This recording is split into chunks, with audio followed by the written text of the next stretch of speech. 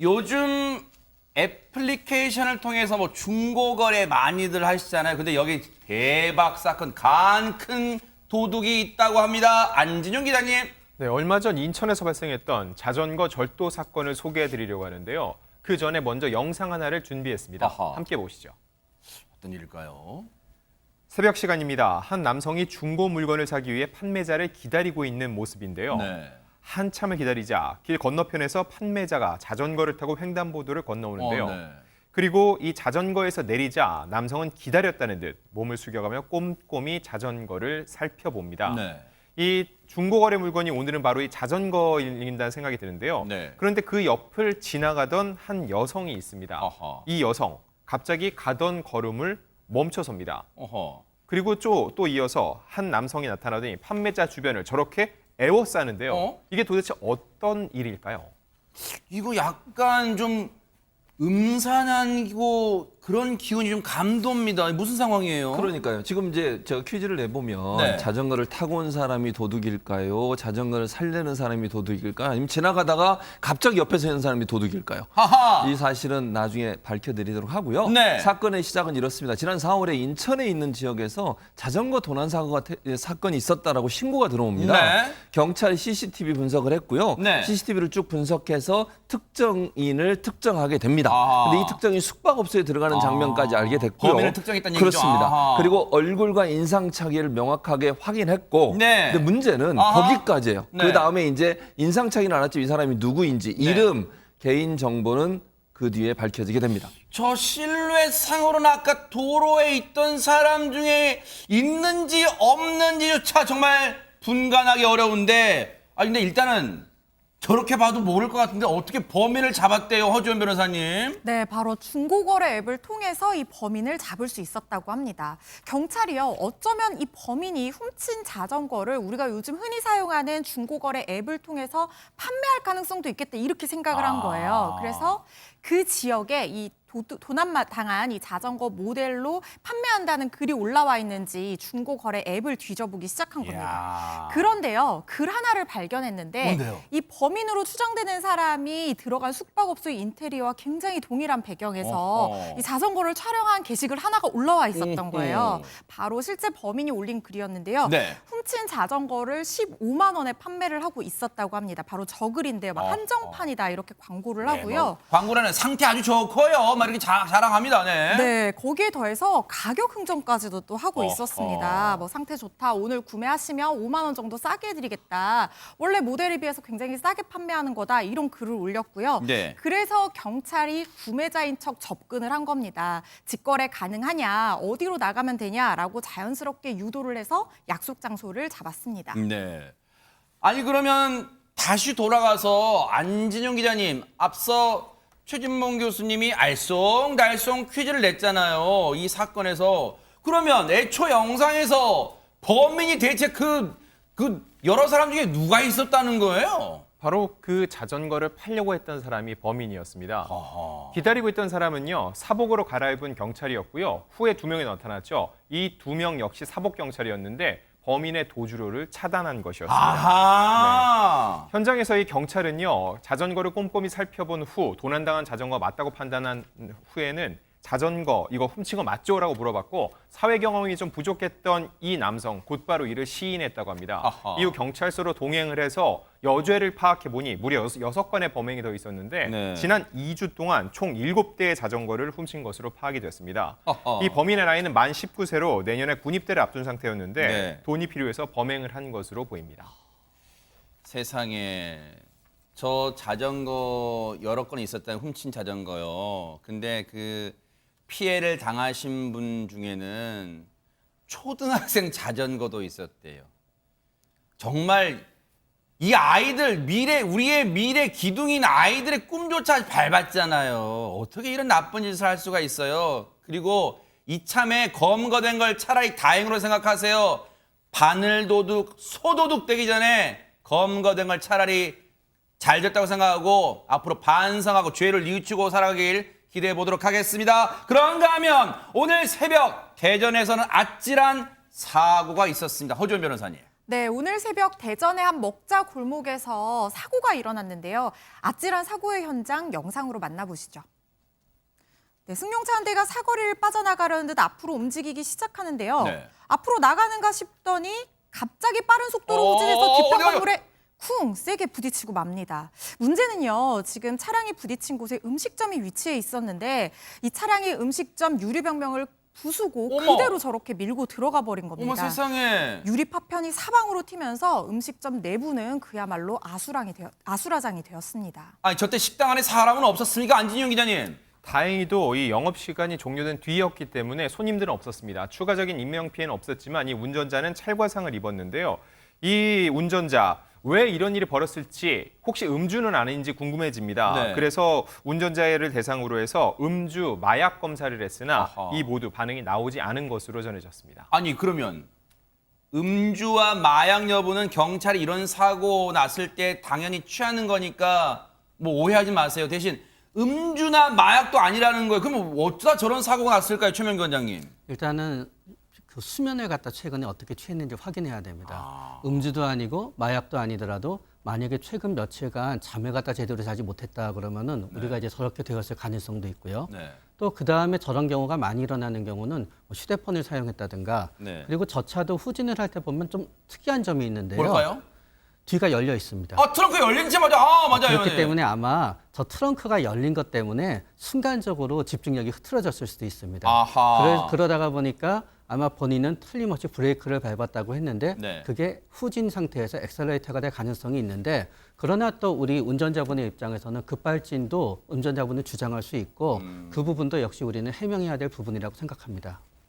어쨌든 사고 원인은 철저히 밝혀야겠지만요. 저 당시에 인도에 행인이 지나가지 않은 상황이었고 그리고 음식점에서도 인명피해가 나지 않은 게 천만다행이었다 이런 생각이 듭니다. 지금 본격적인 휴가철 이미 시작됐잖아요. 그런데 요즘 호텔 많이 가실 거 아니에요. 숙소로. 그런데 최근에 한 호텔에서 빚어진 사연이 지금 인터넷상에서 시끌시끌하답니다. 안진영 기자님. 네, 이 호텔에 근무하는 직원이 SNS에 올린 2장의 사진 때문입니다. 과연 어떤 사진인지 같이 보면서 설명해 드리겠습니다. 지금 보이는 이 사진인데요. 딱 봐도 투숙객이 머물다 간 직후의 모습 같죠? 네. 이 사진은 국내 한 호텔 직원이 SNS에 올린 건데요. 이런 글과 함께 올린 겁니다. 행사를 즐기는 건 좋은데 썼던 거는 깔끔하게 정리 좀 합시다, 제발. 이 아마 인근에서 코스프레 만화 관련 행사가 있던 것으로 보이는데요. 객실을 너무 더럽게 쓰고 갔다는 취지로 글을 올린 것으로 보입니다.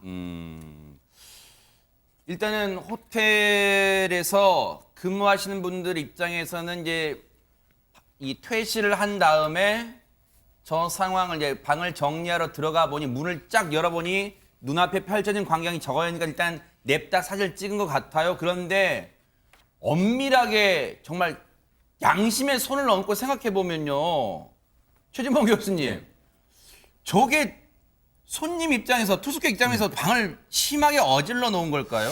그렇게 개인적으로 보이진 않습니다. 어허. 이게 저걸만 지적하시면 저도 호텔을 여러 번 사용했는데 저도 그런 적이 있었지 않았나 하는 생각이 들 정도였어요. 그러니까 네. 모르겠습니다. 물론 보는 사람의 관점에 다를 수 있는데 이제 일하시는 분이 그걸 본인의 SNS에 올리면서 논란이 됐는데 여기에 대해서 댓글이 많이 올라왔어요. 그래요? 네네. 근데 댓글들이 주로 어떻게 올라왔냐면 네. 저 정도면 깨끗한 거 아닌가 이렇게 글이 올라온 게 있었고 네. 호텔 객실 청소 가격까지 지불한 거 아니냐. 이미 이제 지불할 때 그 정도는 그리고 어차피 침구는 싹 세탁을 해야 되잖아요. 저걸 맞네요. 네. 그렇죠. 왜냐하면 남들이 썼던 다른 사람이 썼던 침구를 다시 쓸 수는 없잖아요. 그러네요. 네. 어차피 걷어내야 되는 상황이에요. 그다음에 또 이런 얘기도 있습니다. 고객 객실을 찍어 SNS에 올리는 게 과연 말이 되느냐 이런 얘기도 있고요. 네. 그래서 저게 좀 논란이 되고 있어요. 근데 대부분 많은 부분은 이 글을 올린 분에 대해서 약간 비판적인 입장의 글들이 많아요. 그러니까 호텔 직원이 호텔에서 쉬고 오신 분이 저 정도로 하고 가는 것이 그게 크게 문제가 될 수 있느냐 하는 부분이 대체적으로 댓글의 내용들이다 이렇게 말씀드릴 수 있습니다.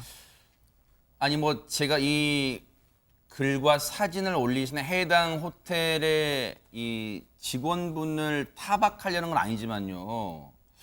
글쎄, 그러면 우리가 호텔을 이용했을 때 꼭 우리가 시쳇말로 본전 뽑으려고 일부러 어질러 놓은 건 아니겠지만 그러면 호텔 나올 때 퇴실할 때 자 각 잡아서 침대 원래 이쪽에 이 베개 이쪽에 있었지. 그리고 자 이불 칼같이 자 주름 잡아서 개놓자. 그럼 이렇게 하고 나와야 된다는 겁니까? 허지원 변호사님 어떻게 해야 되는 거예요? 그런데요, 호텔에서 한번 침구를 쓰게 되면은 2번 재사용하는 게 아니라 세탁을 하러 보내잖아요. 그러니까 그렇게 칼 잡아서 이렇게 정리해 놓는 것이 사실 의미가 없을 수 있습니다. 당연히 어차피 다 걷어서 세탁실로 보내기 때문에요. 그런데 문제는 이 객실을 썼던 사람이 보면은 굉장히 자기 얼굴이 나온 것은 아니지만 좀 굉장히 불쾌하고 좀 어떻게 보면 좀 수치스러울 수도 있어요. 그럴 수 있겠네요. 실제로 이 객실을 사용했던 사람이요. 이게 온라인상에서 화제가 되니까 자기가 썼던 객실인지 알아보고 어머. SNS에 불쾌감을 표시를 어머, 했습니다. 세상에. 본인이 22일부터 24일까지 투숙한 호텔의 방이 맞는데 네. 그 체크아웃한 이후에 호텔 직원에 의해서 SNS상에서 이런 사진이 공개가 돼서 비난받는 일을 겪어서 굉장히 불쾌하고 유감스럽다 이렇게 글을 올렸는데요. 네. 문제는 이제 뭐 거기에 댓글이 막 달리면서 네티즌들이 이게 더럽다, 더럽지 않다 뭐 이런 갑론을박을 펼쳤잖아요. 그래서 그런 어떤 그 수천 개 이상의 댓글을 마주하는 과정에서 굉장히 힘들었다 이렇게 토로를 한 거고요. 이 투숙객이 호텔에 전화해서 이 해당 직원에 대한 징계와 징계 수위의 공개를 요구를 했는데 호텔 측의 대응이 조금 이렇게 뭐 미흡했어요? 적절하지 않았던 것 같습니다. 당시에는요. 항의를 전달하고 36시간이 지나서야 제재 사안에 대한 공개는 어렵다 이런 뜻만 밝혀왔다고 하거든요. 그런데 사실 이게 만약에 이걸 쓴 사람이 누구인지가 게시글에 드러났으면 예를 들어서 저 호텔을 쓴 사람이 허주연이다 이렇게 드러났으면 이게 뭐 정통방법상 명예훼손으로 형사처벌 받을 여지가 있을 수 있지만 사실 저 내용만 봐서는 아직까지 형사처벌 대상이 되기는 조금 어려워 보이거든요. 그럼 호텔에서 내부적으로 내규에 따라서 직원을 징계해야 되는데 사실 이 징계 내용까지 반드시 뭐 공개해야 될 의무까지 부과하기는 좀 어려워 보이고 더 이상 이 피해 입은 이 투숙객이 얘기를 할 수는 있지만 법적인 의무까지 부과하기는 좀 어려워 보이는 상황이긴 합니다. 자, 법적으로는 지금 해당 객실을 사용한 투숙객의 신상, 그러니까 뭐 얼굴이나 뭐 이름이나 이런 게 공개되지 않은 상황이니까 지금 법으로 처벌하기, 현행법 처벌은 어려울 수는 있지만 그러면 오히려 뒤집어 보면요. 앞으로 호텔 측에서 마음에 안 들면 와 정말 진상 고객이다 이렇게 호텔을 사용하고 가냐 식으로 올리면 이름도 없고 얼굴도 없으니 마음껏 비난해도 되겠다는 그런 악용할 수 있잖아요. 그러면 지금 이 공개된 호텔 내부를 보고 객실 내부를 보고 지금 사용했던 분은 자신이 지금 얼굴에 화끈거린다는 거 아니면 자신의 객실 사용에 대해서 잘했네 못했네를 논하고 있으니 김현주 평론가님 이거 해당 객실 직원이나 호텔 측에서 자세한 입장 표명이 있어야 될 것 같은데요. 그렇죠. 안 그래도 날씨가 더워서 작은 일에도 서로 부딪히기 쉬운 요즘 아닙니까? 그런데 막상 그 투숙을 했던 손님 입장에서는 정말 낯뜨거운 그 경험이 아닐 수 없었을 것 같아요. 그러니까요. 그러니까 이런 상황에서는 사실 그 호텔 직원이 즉시 그 트위터 게시물을 내리고 삭제를 하고 사과의 뜻을 밝혔다고는 하는데 그 사과라고 하는 것이 사실상 그 머물렀던 그 투숙객에 대한 특정해서 사과를 하기보다는 좀 불특정 다수를 대상으로 하는 사과문 같은 것을 이제 올렸고 네. 또 그리고 호텔 입장에서도 이 직원에 대해서 어떤 징계 여부를 밝히거나 하는 행동은 보이질 않았다고 합니다. 그 올려진 사과문의 내용을 보면은요. 부적절한 언행으로 많은 분들께 불쾌감을 드린 것에 대해서 사과드린다. 이렇게 이제 지금 자필로 저렇게 이제 사과문을 올렸는데요. 당시에 그 체크아웃 객실이 많아서 청소팀 지원을 갖다가 소품이 늘어져 있는 상황을 보고 사진을 찍어서 업로드했다. 이렇게 이제 사과문을 올리면서 자신의 독단적인 행동으로 인해서 피해를 본 다른 호텔 직원들에게도 사과한다라는 뜻을 밝혔다고 합니다. 그런데 이것이 이제 많은 분들이 이 내용을 함께 공유를 하는 상황이 이어지다 보니까 호텔에서는 이게 좀 상황이 좀 심각하구나라는 것을 인지를 했던 모양입니다. 네. 언론에 이것이 보도까지 되니까 여론의 비판을 견디지 못하고 이제 그때 가서는 사과문을 게재를 했다고 합니다. 그 내용을 보면은요. 네. 당사 직원의 불필요한 행동으로 불편을 느끼셨을 당사자분께 머리 숙여서 사과드린다. 이런 내용을 포함시켰다고 합니다. 네. 혹시 그 투숙객은 호텔 측은 알 거예요. 그러면 진심으로 사과한다면 뭐 휴가 차리고 하니까 한번 특별 서비스 한번 하세요. 그게 정말 기분 조금은 풀리지 않을까 싶고 그리고 앞서 이 비난 글과 사진을 올렸던 직원분 사과문에서 이렇게 했다면서요. 당시에 체크아웃 객실이 많아서 청소팀 지원을 갔다가 지금 이 상황 발견했다는 거 아니에요. 그러면 이런 생각했으면 더 나았을 거 아니야. 아, 평소에 호텔 이 투숙객 썼던 퇴실 이후에 이 청소하시는 분들이 엄청나게 노고가 많으시겠구나. 그걸 느꼈다라고 하면서 했으면 또 말이 달라졌을 거예요. 이걸 누구를 비판해요? 호텔에 가서 정도 나옵니까 투숙객들이? 정말로 본말이 전도된 얘기를 한 게 아닌가 그런 생각을 해봅니다.